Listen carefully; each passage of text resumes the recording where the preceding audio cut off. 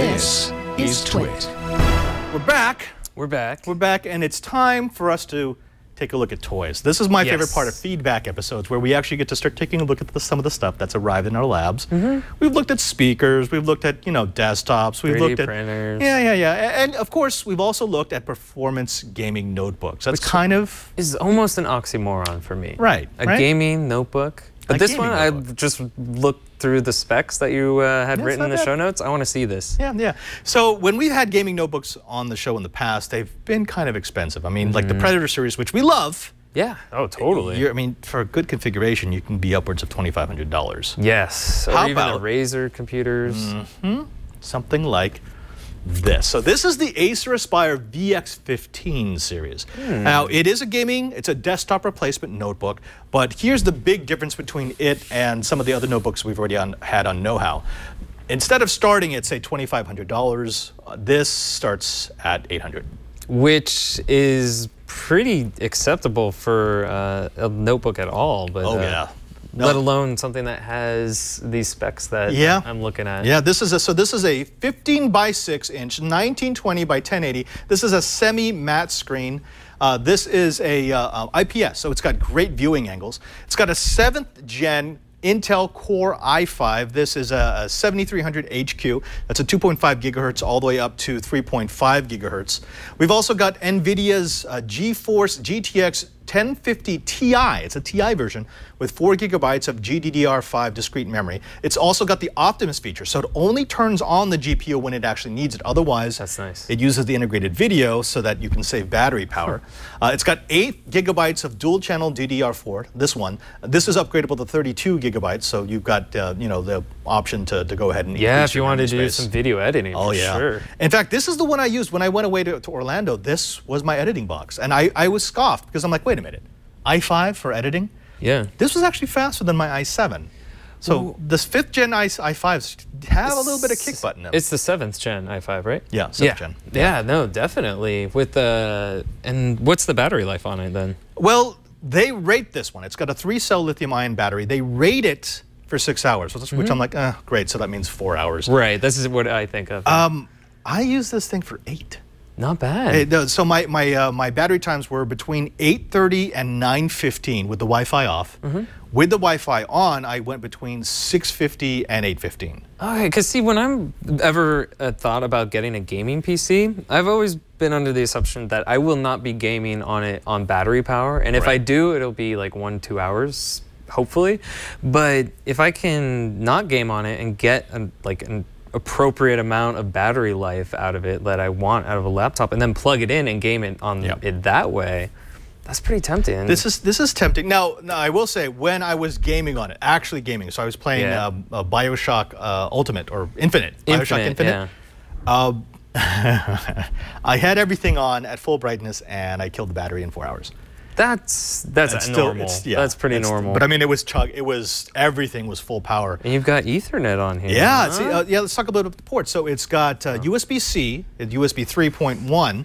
It's also got 2 USB 3.0 ports. It's got 1 USB 2.0 port, HDMI, Ethernet, full-size Ethernet, which I kind of miss that, as well as a combo audio port and a lock port. So if you're playing, at a LAN party, you can actually lock this thing down. I love this. Yeah, go about a little SD card reader, media card reader, so you can you don't have to carry one with you. Networking is provided both by that Ethernet port and by 8211 ABGN AC Wave 2 adapter, Bluetooth 4.0. And the audio on this is actually not bad. It's got decent power. I brought a set of speakers with me to Orlando, and I didn't need them. I just used the inboard.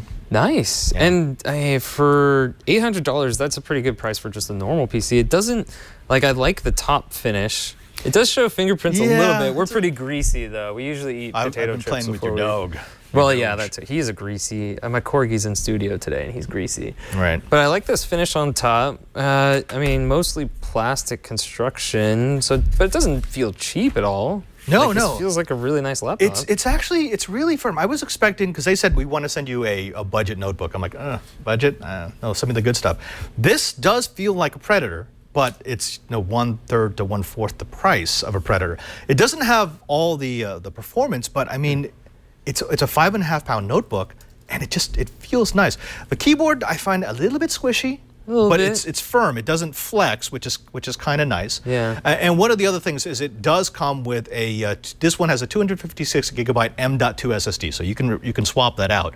Super fast. Plus, there's an additional 2.5-inch bay in here, so if you wanted to put a large SSD or like a super big hard drive, you could do that. This screen looks pretty sharp too. Yeah, that's actually not full brightness. Where's brightness on this? Function and function then arrow key. There we go. Yeah, so it's sharp and it's matte, which I like because matte does look better. It represents the colors much better than a glossy screen. Okay, well, so one other question I have: how hot does it get when you're gaming? I had this thing on my lap. This thing looks like it's vented pretty well. Yeah, it's got 2 fans on it. And then the stuff on the back there. Yeah, and it doesn't expel right into your lap. It's gonna push out the sides and the back. These little jet, they look like jet intakes or something. Look at this. I like it. And you can tell that because this is their Aspire series, but this looks more like one of their Predator series.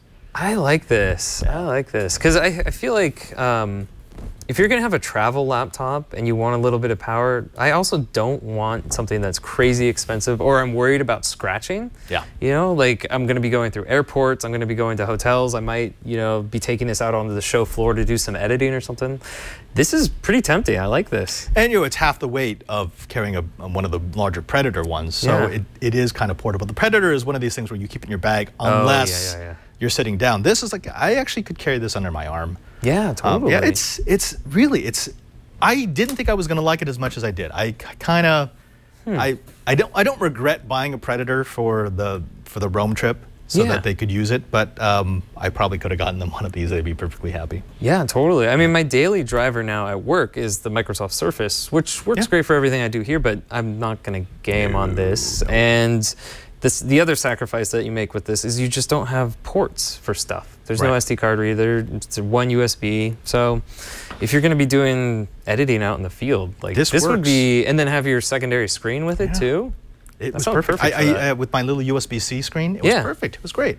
Cool. Now, that's the notebook. Now, I did say one of the things I didn't like about it was the keyboard. It was a little mush. Squish. Which, I mean, it's a chiclet keyboard. That's what you expect.